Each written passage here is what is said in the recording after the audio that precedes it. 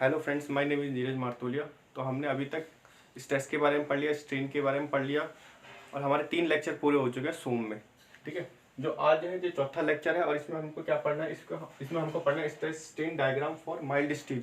Mild steel किसको कहते हैं? Fe250 को कहते हैं। ठीक है, तो ये क्या है? स्ट्रेस स्ट्रेन डायग्राम में। ठीक है, किसका? माइल्ड स्टील का। तो क्या होता है, जो ये वाई एक्सेस है उसमें हमने स्ट्रेस को लिखा हुआ है, जो हमारे पास एक्स एक्सेस है उसमें हमने स्ट्रेन को लिखा हुआ है। अब क्या है, ओ से लेके ए तक क्या है? Proportional limit. ठीक है, प्रोपोर्शनल लिमिट तक क्या होता है? हुक्स लॉ वैलिड होता है।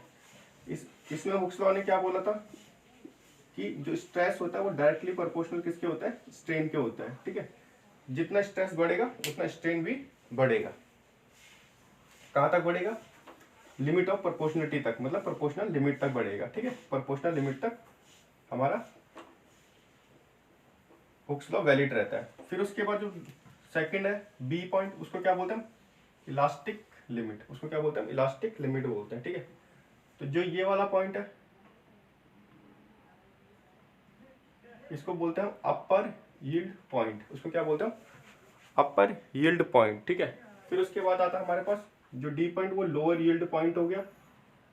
फिर आता है हमारे पास एफ, उसको बोलते हैं अल्टीमेट स्ट्रेस पॉइंट, जहाँ पे जो माइल्ड स्टील है उसकी सबसे ज्यादा पावर, मतलब वो स्ट्रेस लेने की क्षमता होगी, उसको क्या बोलेंगे? Ultimate stress point. फिर उसके बाद कोई एक ऐसा पॉइंट आएगा जहाँ पे ये टूट जाएगा, तो उसको हमने जी से डिनोट किया, उसका नाम क्या है? वहाँ पे क्या बोलते हैं? Fracture point. उसको क्या बोलते हैं? Fracture point. ठीक है, फिर उसके बाद इसके आगे कुछ चीज़ है जो एग्जामों में पूछे जाते हैं।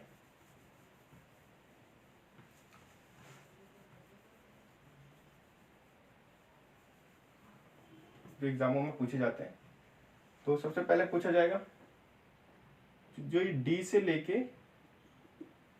ये इस ई तक का जो रीजन होता है।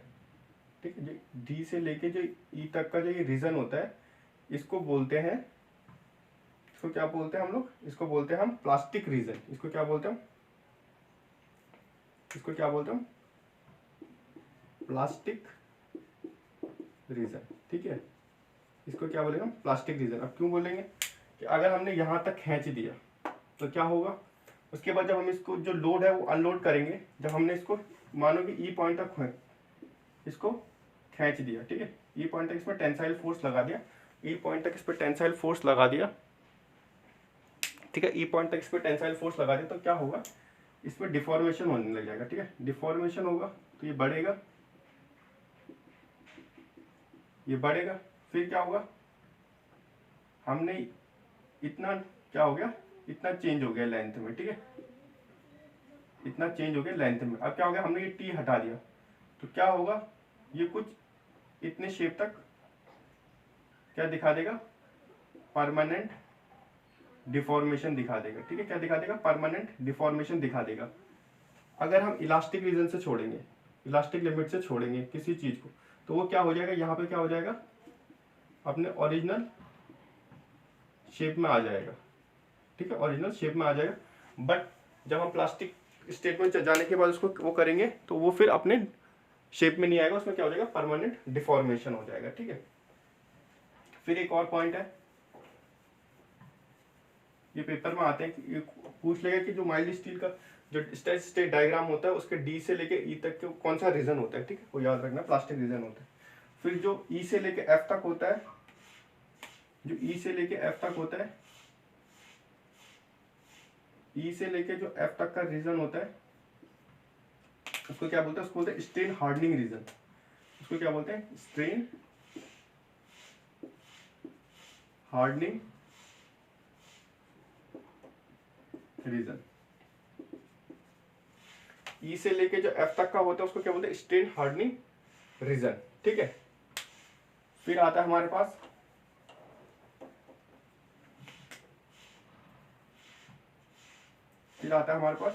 एफ से लेके जी तक। एफ से लेके जी के बीच के रीजन को क्या कहते हैं? इस रीजन को क्या कहते हैं? इसको बोलते हैं नेकिंग। इसको क्या बोलते हैं? Necking, necking region. इसको क्या बोलते हैं? Necking region. ठीक है, इसको हम क्या बोलते हैं? Necking region. ये होता है हमारे पास अल्टीमेट स्ट्रेस पॉइंट। ठीक है। एफ क्या होता है हमारे पास, जहाँ पे माइल्ड स्टील की सबसे ज्यादा अल्टीमेट स्ट्रेस देखने को मिलेगी हमको, ये क्या होता है ultimate stress point, ultimate stress point. जी क्या होता है हमारा फ्रैक्चर पॉइंट, फ्रैक्चर पॉइंट। यहाँ पे क्या होगा जी, अगर यहाँ पे तक आ गया माइल्ड स्टील को हमने खींच रहे हैं, टेंसाइल लगा, टेंसाइल फोर्स लगा रहे हैं, ठीक है। ये किस लिए होता है, ये किस में देखा जाता है स्ट्रेस स्ट्रेन डायग्राम, टेंसाइल का जो टेस्ट करते हैं, टेंसाइल टेस्ट करते हैं तो उसमें माना देखा जाता है, ठीक है। अगर हम इसको खींचेंगे तो एक पॉइंट आएगा जहाँ पे ये एफ पे अपना अल्टीमेट पावर दिखाएगा, और फिर जब हम उस अल्टीमेट पावर के बाद भी उस पर और लोड लगाते जाएंगे तो वो क्या होगा, फ्रैक्चर हो जाएगा, टूट जाएगा, ठीक है। ये पूरा हमारा स्ट्रेस स्ट्रेन डायग्राम है, ठीक है। इसको एक बार लिख लेते हैं, फिर इसको लिख लेंगे, फिर इसको अब लिख लेते हैं।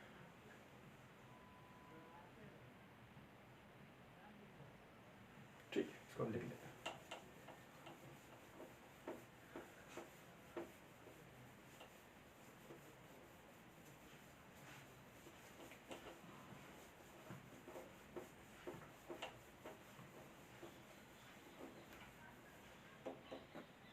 तो सबसे पहला आता है ए पॉइंट। जो ए पॉइंट था वो क्या था, वो था हमारे पास proportional limit,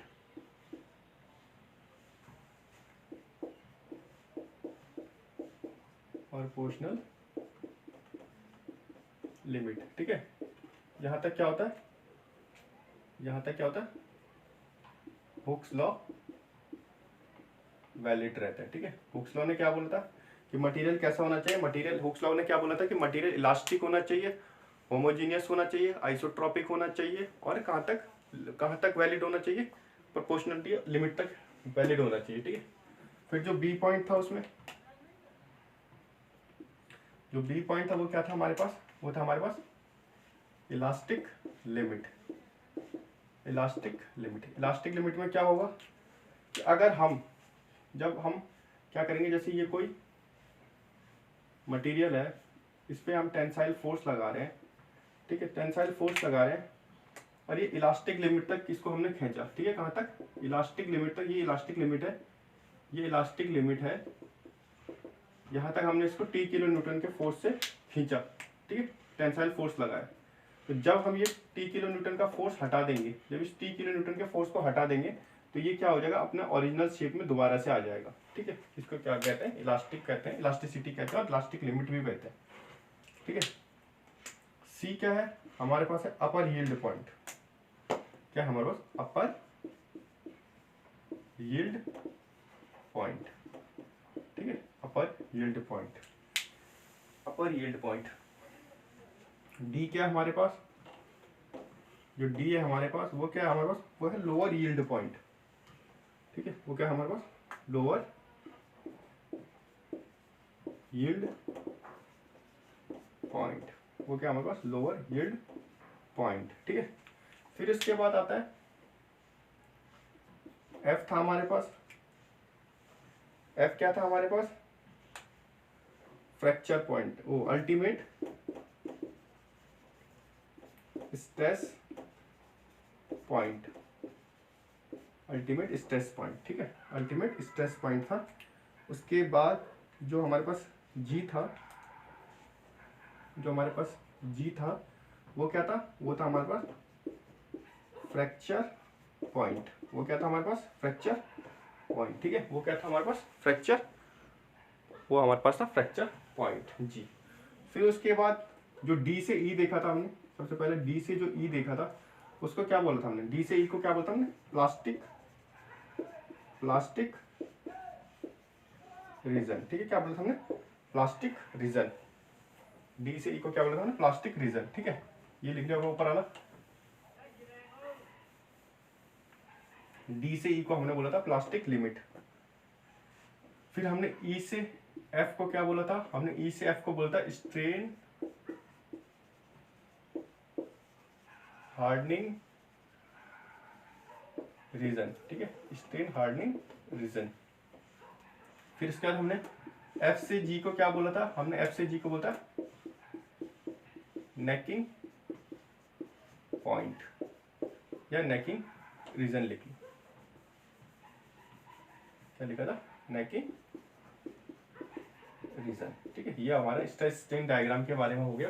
stress strain diagram for mild steel. Mild steel किसको कहते हैं? 250 Fe 250 को माइल्ड स्टील कहते हैं। और ये कब, ठीक है, ये हमको कब मिलता है? स्ट्रेस स्ट्रेन डायग्राम कब मिलता है हमको? जब हम उस पर टेंसाइल का टेस्ट करेंगे, टेंसाइल उसका टेस्ट करेंगे। ठीक है, टेंसाइल टेस्ट करेंगे किस पे? स्टील पे। ठीक है, स्टील पे टेंसाइल टेस्ट करेंगे। आप कुछ आगे बढ़ते हैं। आगे हमारे पास आता है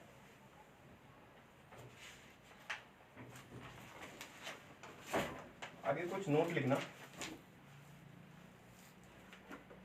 आगे कुछ नोट है, कुछ नोट लिखना, इसको हटा देते हैं। आगे कुछ नोट है, आगे कुछ नोट है। तो सबसे पहले लिखना, जैसे अगर स्टील की बात करें, स्टील में बात करें तो क्या होगा, या किसी और भी मटेरियल पे बात करें हम, तो क्या होगा कि देखो, अगर हम कार्बन कंटेंट,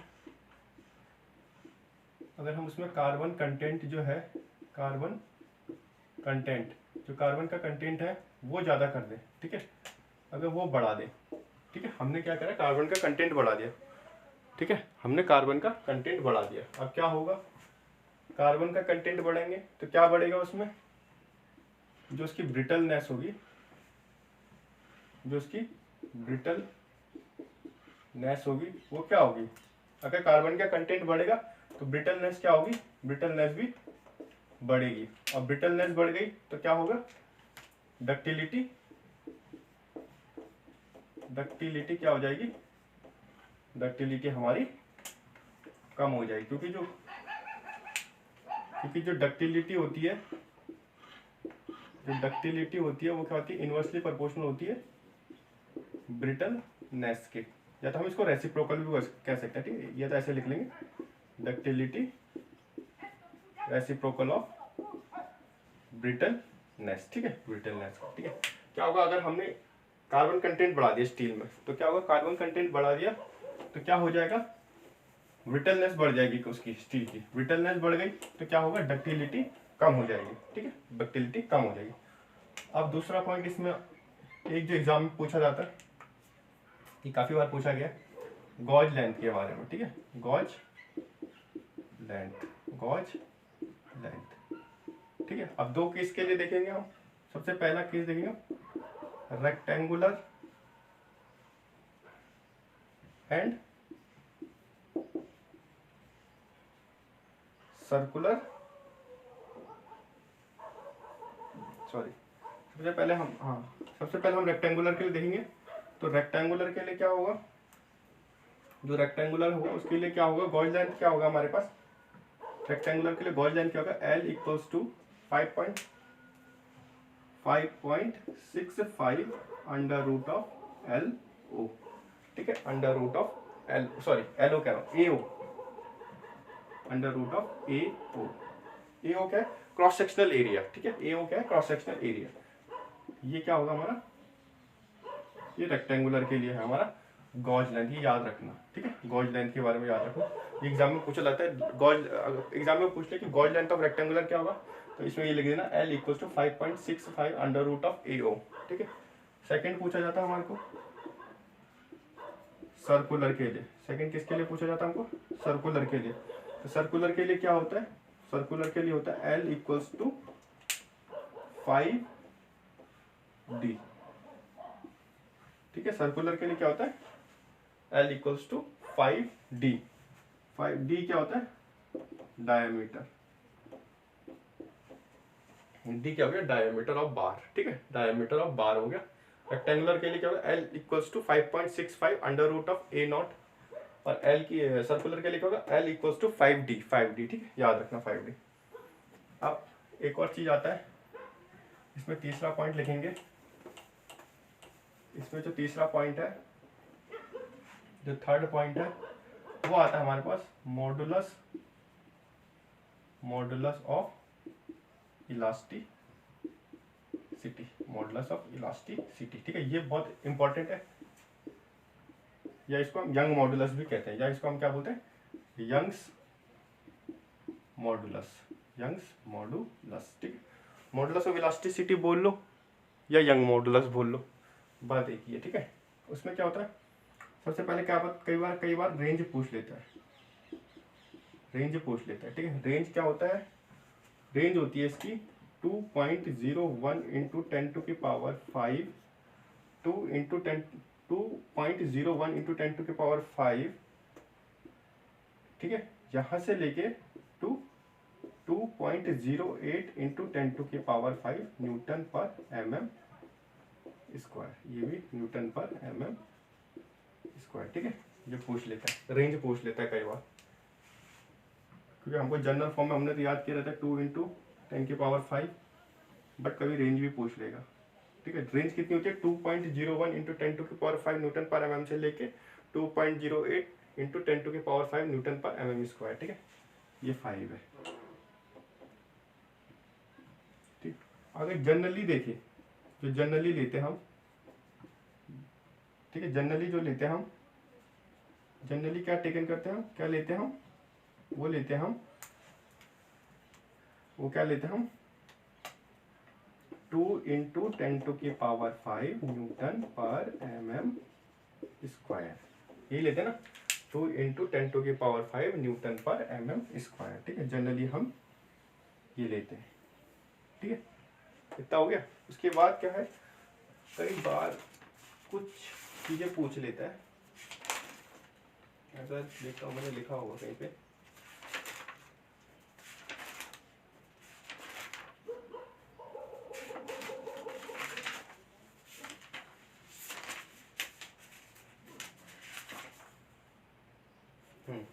ये लिखा हुआ है। कई बार क्या होता है, हमसे यंग मॉडुलस पूछ लेता है अलग अलग मटेरियलों का, ठीक है। यंग्स मॉडुलस पूछ लेता है हमसे अलग अलग मटेरियलों को, वो भी याद रखना है, क्योंकि हमको स्टील का तो पता है 2 इंटू 10 टू की पावर 5 लिख लेंगे, या तो रेंज पूछ ले तो 2.01 इंटू 10 टू की पावर 5 से लेकर 2.08 इंटू 10 टू की पावर 5 न्यूटन पर mm तक, या जनरली क्या बोलते हैं 2 इंटू 10 टू की पावर 5 न्यूटन पर mm स्क्वायर बोलते हैं हम, ठीक है। अब क्या होता है, कई बार हमसे किसी और भी मटेरियलों का पूछ लेता है, ठीक है, और भी मटेरियलों का पूछ लेता है। तो जो और भी मटेरियलों को पूछता है उसमें याद रखने वाली बात है, सबसे पहले लिखना मटेरियल, ये याद करने, ये आते हैं, मटेरियल हो गया एक तरफ, दूसरी तरफ होगा हमारे पास यंग्स मॉडुलस, यंग्स मॉडुलस, ठीक है, ई, ठीक है, यंग्स मॉडुलस ई। किस में लेंगे हम इसको, न्यूटन पर mm स्क्वायर में लेंगे हम, ठीक है। किस में लेंगे, न्यूटन पर mm स्क्वायर में लेंगे हम, ठीक है, न्यूटन पर mm स्क्वायर में लेंगे हम। तो क्या सबसे पहले क्या पूछता है, सबसे पहला हो गया स्टील, स्टील का पूछ लेगा। स्टील का कितना होता है 2 इंटू 10 टू की पावर 5, 2 इंटू 10 टू की पावर 5 न्यूटन पर mm स्क्वायर, ठीक है। दूसरा क्या होगा, कास्ट आयरन का पूछ लेगा, कास्ट आयरन का पूछ लेगा। कास्ट आयरन का क्या होता है, वो होता है 1.3 इंटू 10 टू की पावर 5 न्यूटन पर mm स्क्वायर, ठीक है, 10 टू की पावर 5 न्यूटन पर mm स्क्वायर। तीसरा हमसे पूछ लेगा रॉट आयरन, रॉट आयरन, ठीक है, ये याद रखना, रॉट आयरन का था purest form of iron, wrought iron, ठीक है। कितना होता है रॉट आयरन का 1.9 इंटू 10 टू की पावर 5 न्यूटन पर mm स्क्वायर, ठीक है। फिर आता हमारे पास चौथा पॉइंट आ जाएगा, वो तक हमसे पूछ लेगा कभी कॉपर के बारे में, कॉपर, या कभी हमसे क्या पूछ लेगा एल्युमिनियम के बारे में, एल्युमिनियम के बारे में, ठीक है, एल्युमिनियम के बारे में पूछ सकता है, ठीक है। तो कॉपर का कितना होता है, कॉपर का होता है हमारे पास 1.0 इंटू 10 टू की पावर 5 न्यूटन पर mm स्क्वायर। और जो एल्युमिनियम होता है, एल्युमिनियम का कितना होता है, एल्युमिनियम का होता है 0.7 इंटू 10 टू की पावर 5 न्यूटन पर mm स्क्वायर, ठीक है। ये याद रखना है, ठीक है, ये याद रखना कि जो स्टील होता है, स्टील का कितना होता है 2 इंटू 10 टू की पावर 5, 2 इंटू 10 टू की पावर 5 न्यूटन पर mm स्क्वायर। कभी या तो ऐसे दे लेगा, या तो कभी ऐसे भी पूछ लेगा 2.01 इंटू 10 टू की पावर 5 न्यूटन पर mm स्क्वायर, ये भी याद रखना, ठीक है। दूसरा कास्ट आयरन है, कास्ट आयरन का कितना 1.3 इंटू 10 टू की पावर 5, रॉट आयरन को क्या कहते हैं, purest form of iron, 1.9 into 10⁵ इसका होता है यंग्स मॉडुलस। कॉपर के बारे में पूछ लेगा 1.0 इंटू 10⁵।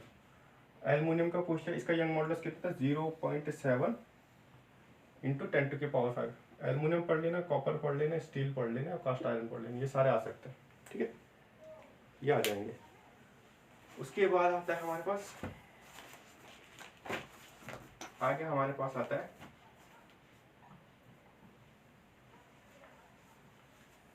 कि प्रूफ स्ट्रेस क्या होता है। ठीक है, प्रूफ स्ट्रेस के बारे में पढ़ते हैं थोड़ा।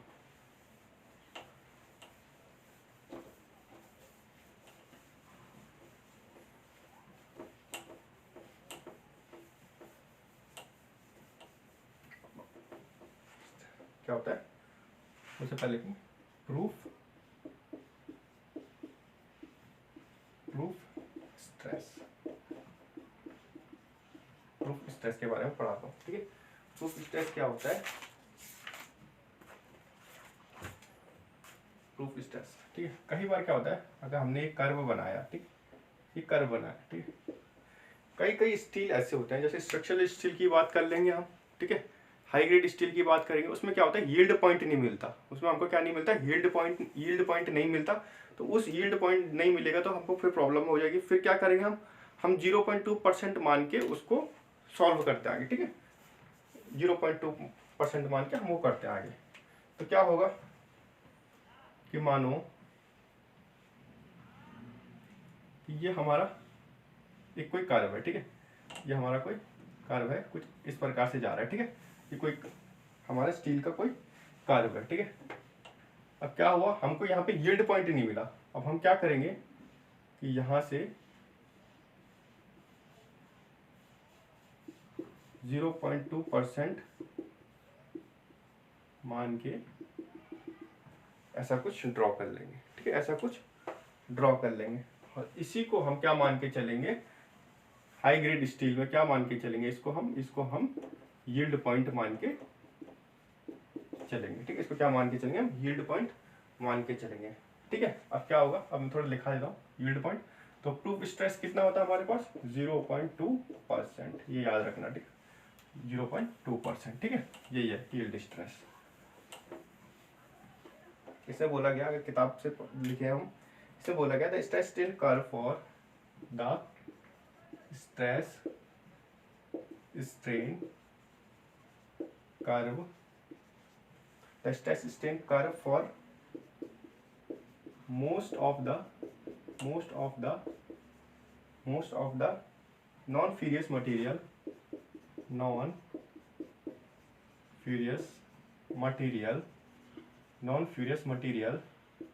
the stress strain curve for the most non-ferrous material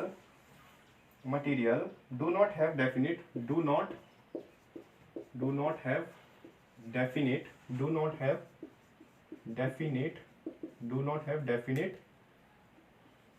yield point. ठीक है, जो मैंने आपको बताया कि कई मटेरियल का ऐसे होता है कि यील्ड पॉइंट ही नहीं मिल पाते हमको, तो तब हम क्या मान के चलते हैं, 0.2% मान के चलते हैं उसको। ठीक है, और limit of proportionality.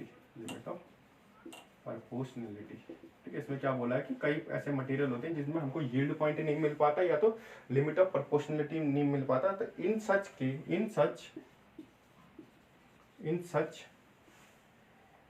Such material, उन सब मटेरियलों में, in such material proof stress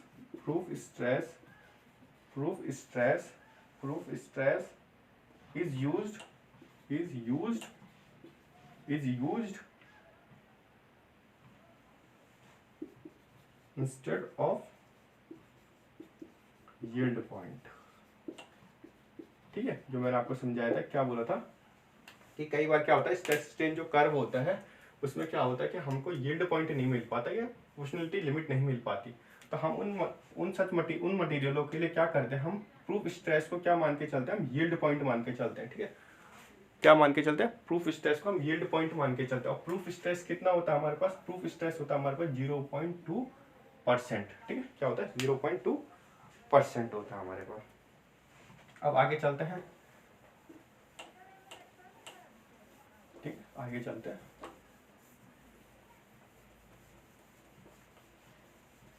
अगर आप मेरे लेक्चर देखते हो, ठीक है, अगर आप मेरे लेक्चर देखते हो तो टेलीग्राम चैनल है हमारा, उसमें क्या है, क्लासरूम नॉलेज नाम से, ठीक है, क्लासरूम नॉलेज नाम से, ठीक है, इसको ज्वाइन कर लेना, इसको ज्वाइन कर लेना, ठीक है, इसको ज्वाइन कर लेना। अब क्या है कि हमने इसमें काफ़ी पढ़ लिया है, और थोड़ा सा एक पॉइंट और है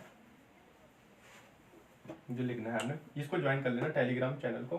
और यार आप लोग चैनल सब्सक्राइब नहीं करते हो, चैनल को सब्सक्राइब भी कर लेना यार, शेयर कर देना वीडियो को, ठीक है, सब्सक्राइब जरूर करना, लाइक भी करना, ठीक है। उसके बाद एक छोटी सी चीज़ है, टेलीग्राम चैनल को ज्वाइन कर लेना, ठीक है, और चैनल को सब्सक्राइब करना, लाइक करना और शेयर करना, ठीक है। उसके बाद क्या है, एक पॉइंट और है नोट का, क्या है, ब्रिटल मटेरियल, हमने लिखा ब्रिटल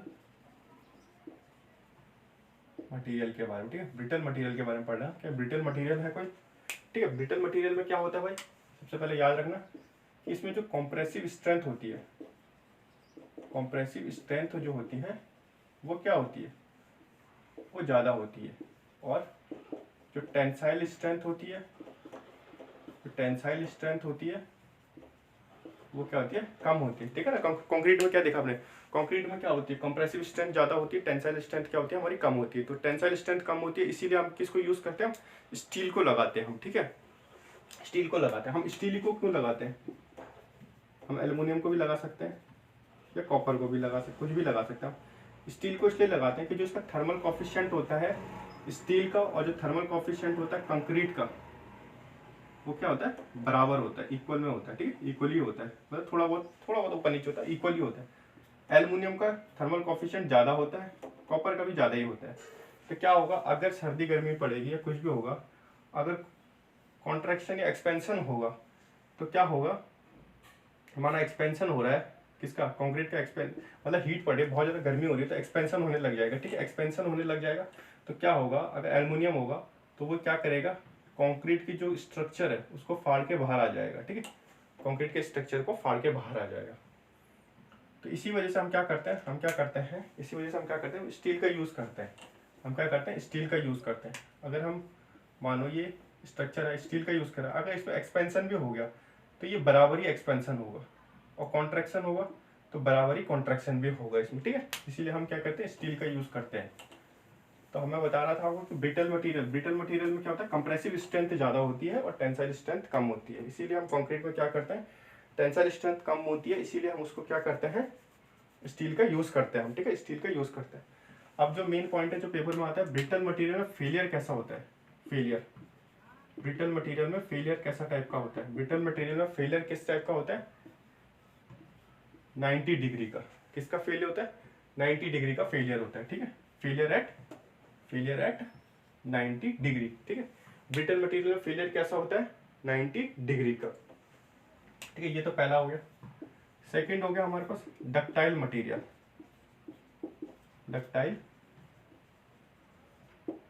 ठीक है, डक्टाइल मटेरियल में क्या होता है, जो कॉम्प्रेसिव स्ट्रेंथ होती है, डक्टाइल मटेरियल में जो कॉम्प्रेसिव स्ट्रेंथ होती है वो किसके बराबर होती है, टेंसाइल स्ट्रेंथ के बराबर होती है। क्या होती है, टेंसाइल स्ट्रेंथ के बराबर होती है। ब्रिटल मटेरियल में क्या होती है, कंप्रेसिव स्ट्रेंथ ज़्यादा होती है और टेंसाइल स्ट्रेंथ कम होती है। और फेल कितने पे होता है, फेल होता है 90 डिग्री पे, ठीक है। फेल कैसा होता है, 90 डिग्री पे फेल होगा, मतलब ये सीधा ऐसा टूट जाएगा, ठीक है, 90 डिग्री पे फेल हो जाएगा, ठीक है। डक्टाइल मटेरियल जो होता है, कॉम्प्रेसिव स्ट्रेंथ और टेंसाइल स्ट्रेंथ क्या होती है, बराबर होती है, ठीक है। और क्या होता है, फेल कितने पे होता है, ये फेल होता है, फेल एट कितना, 45 डिग्री पे। ये याद रख लेना, एग्जाम में आ सकता है कि डक्टाइल मटेरियल कितने पे फेल होता है, डक्टाइल मटेरियल फेल होता है हमारा 45 डिग्री पे। तो आज के लिए बहुत है फ्रेंड, तो कल इसके आगे पढ़ेंगे हम, स्ट्रेन एनर्जी क्या होती है, ये सब कुछ पढ़ेंगे, ठीक है। तो आज आई होप आपको अच्छा लगा होगा वीडियो। अगर अच्छा लगा होगा तो शेयर करना, सब्सक्राइब करना और चैनल को सब्सक्राइब करना। Thank you friend.